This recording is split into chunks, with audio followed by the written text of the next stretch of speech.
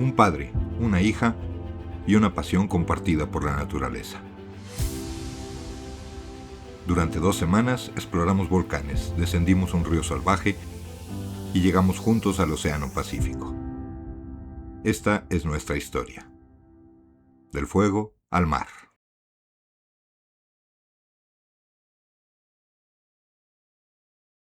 El 14 de junio despertamos en el Wacapish Picnic Area, al pie de unos enormes abetos.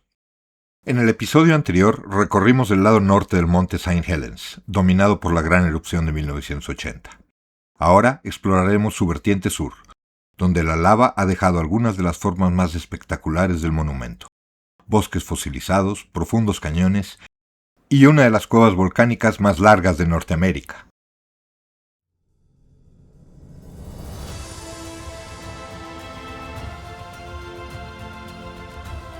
La cara este del St. Helens. Cruzamos Muddy River. Por la tarde iremos a ver los lahares que bajaron por este cauce en 1980. ¡Ups! Casi nos pasamos para tomarnos la foto clásica. Hace unos 2000 años, una colada de lava descendió por este valle, envolviendo el bosque que existía entonces. Hoy caminamos entre 2 generaciones de árboles. El bosque moderno que creció sobre la lava y los moldes del bosque que quedó sepultado bajo ella. Al lado del estacionamiento encontramos una cueva que enseguida checamos y decidimos dejar para más tarde. Oh, sí, sopla aire.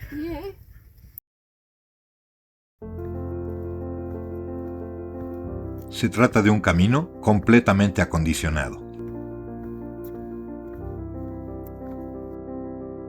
Al contacto con los troncos fríos de los árboles, la lava se congeló. Conforme los troncos se consumieron por el calor, dejaron un molde perfecto dentro de la lava solidificada. Miles de años después, todavía podemos ver algunos de ellos.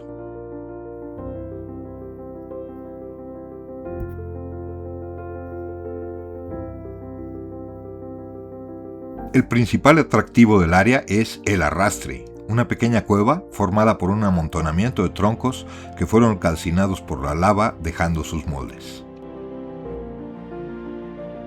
Este pequeño túnel permite recorrer el interior de varios troncos conectados entre sí. Estamos en el interior del molde de un tronco formado por el derrame de lava. En las paredes se puede ver la textura y la corteza del árbol.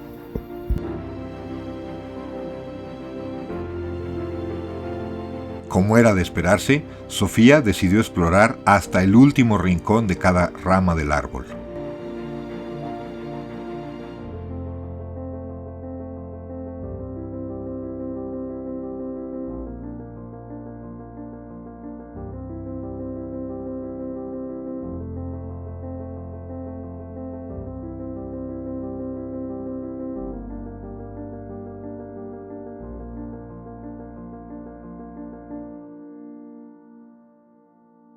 De regreso, Sofía checó lo que probablemente es la entrada de Lake Cave.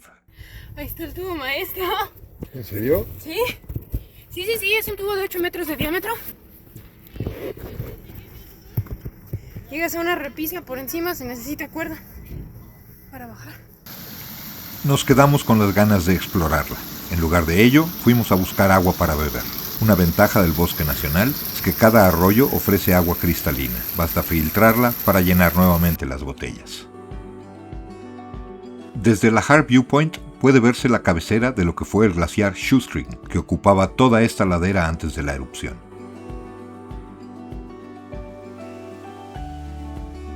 En 1980, la erupción decapitó el glaciar Shoestring, que al fundirse generó un flujo de lodo o lajar que bajó por este cauce.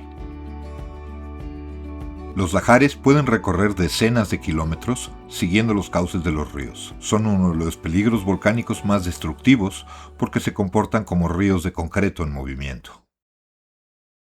Llegamos a Lava Canyon.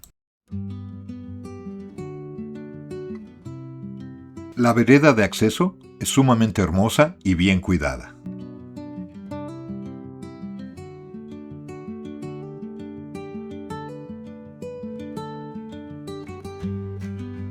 Antes de 1980, este profundo cañón permanecía oculto bajo un denso bosque. El lahar arrancó prácticamente toda la vegetación y dejó expuesta la antigua colada de lava, revelando uno de los paisajes más espectaculares del monumento. Las lavas quedaron pulidas y estriadas por el paso del lahar.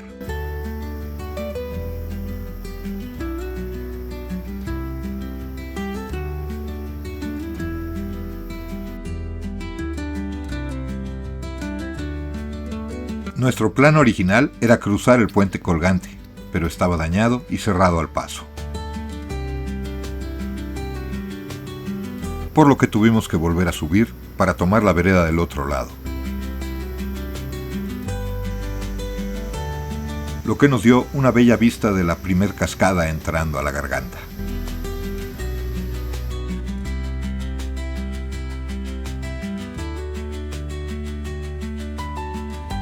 El lento enfriamiento de la lava produjo fracturas columnares, uno de los patrones más característicos de las coladas basálticas.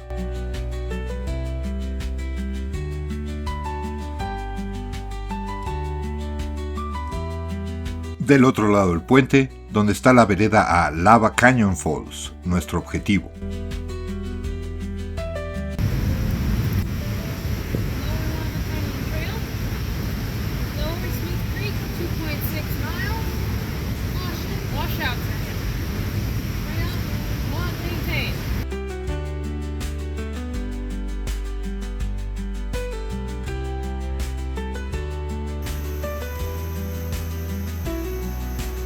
Después de todo el rodeo, finalmente llegamos a Lava Canyon Falls, donde Muddy River continúa excavando lentamente este impresionante cañón volcánico.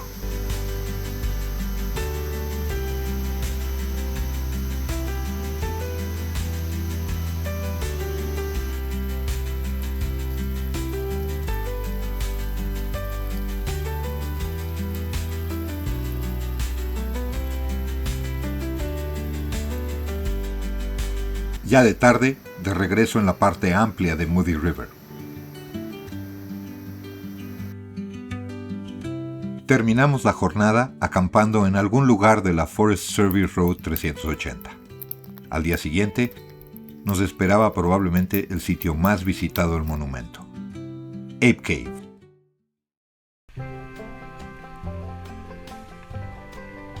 El 15 de junio empezamos temprano para llegar a Ape Cave a tiempo, ya que la entrada es previa cita y habíamos reservado la primera hora posible. Dejando constancia de que estamos rompiendo la ley. Ape Cave no es una cueva kárstica, es un enorme tubo de lava formado cuando la superficie de un derrame basáltico se solidificó mientras la lava continuó fluyendo por su interior, dejando este extraordinario túnel una vez que terminó la erupción. Con casi 4 kilómetros de longitud, durante décadas fue considerado el tubo de lava más largo en Norteamérica. Hoy sabemos que al menos 3 tubos de lava en México lo superan en longitud. Primero, descenderemos hasta el fondo de la Lower Cave. Después, regresaremos a la entrada principal para recorrer toda la Upper Cave cuesta arriba, completando poco más de 5 kilómetros bajo tierra. La entrada lleva a un nivel superior, desde el que unas escaleras permiten bajar al nivel principal. En la unión se forma niebla por la diferencia de temperatura. De bajada, procuramos movernos rápido, fotografiando solo de pasada algunos puntos destacados, y llegamos pronto al fondo. Aquí vemos a Sofía regresando de checar el asolvamiento que marca el final de la cueva. Ape Cave se formó hace unos 1900 años durante una rara erupción basáltica del monte St. Helens. Mientras la superficie de la colada de lava se enfriaba y solidificaba, el interior continuó fluyendo como un río de roca fundida. Cuando la erupción acabó y la lava terminó de drenar, quedó este enorme túnel vacío.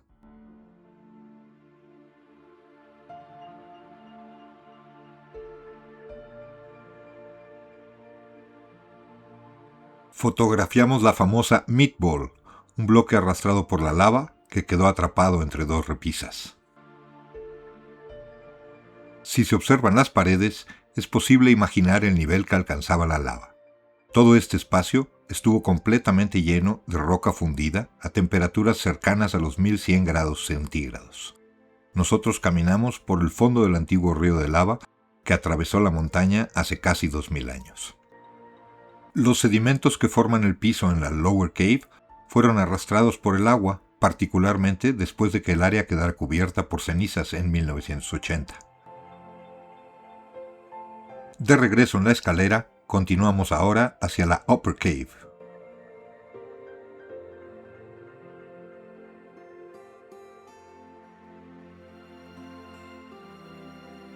No todo el techo permanece estable para siempre. Con el paso de los siglos, algunas partes del tubo colapsan por el peso de la roca o por la infiltración del agua. Los grandes bloques que vemos en el piso son fragmentos del techo original y nos recuerdan que estas cuevas siguen evolucionando, aunque lo hagan muy lentamente.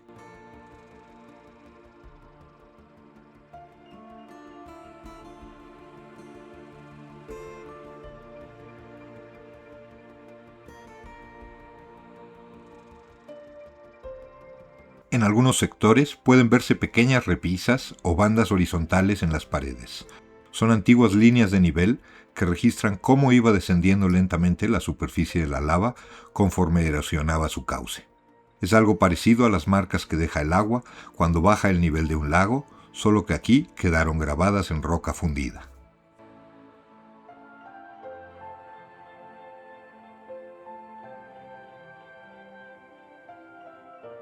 La sección transversal de la cueva, en forma de cañón sinuoso, es también el resultado del río de lava erosionando su piso mientras forma meandros.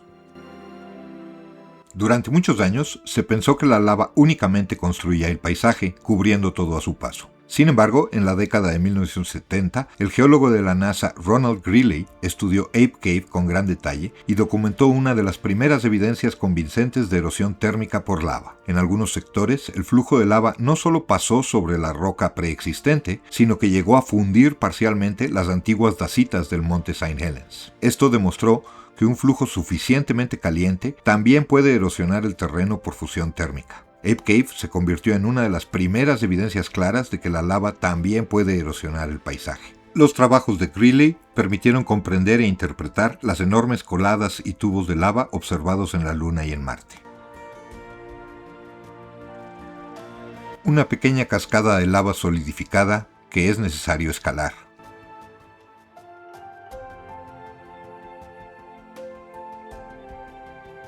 En este bloque de derrumbe encontramos el molde de la corteza de un tronco, lo que muestra que ese era el piso original y la mayoría del cañón subterráneo fue excavado por erosión termal.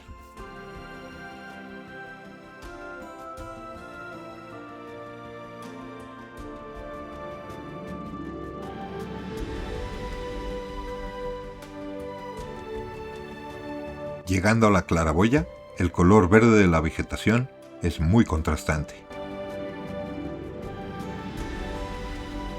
A pesar del nombre, aquí nunca han vivido simios, ni es una referencia a Sasquatch o Pie Grande. La cueva debe su nombre a un grupo local de exploradores conocido como los Mount St. Helens Apes, que recorría esta región en la década de 1950. Con el tiempo, el nombre quedó asociado a la cueva y dio origen a una de las confusiones más comunes entre los visitantes.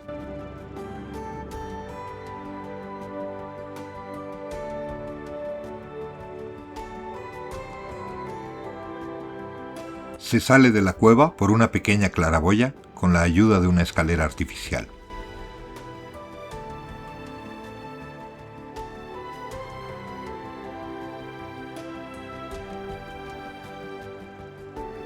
Desde que comencé a estudiar las cuevas volcánicas, Ape Cave era uno de esos lugares que soñaba conocer. Es un sitio clásico de la vulcanoespeleología, donde se desarrollaron ideas fundamentales sobre la formación y la erosión en los tubos de lava. Como vulcanoespeleólogo, recorrerla fue un verdadero privilegio y una de las experiencias más gratificantes de todo el viaje. Después de 4 días explorando el monte St. Helens, dejamos atrás uno de los volcanes mejor estudiados del planeta y nos preparamos para las siguientes aventuras. En el siguiente episodio visitaremos el Big Obsidian Flow de Newberry Volcano, recorreremos Lava River Cave y visitaremos el icónico Crater Lake formado por la destrucción del Mount Mazama.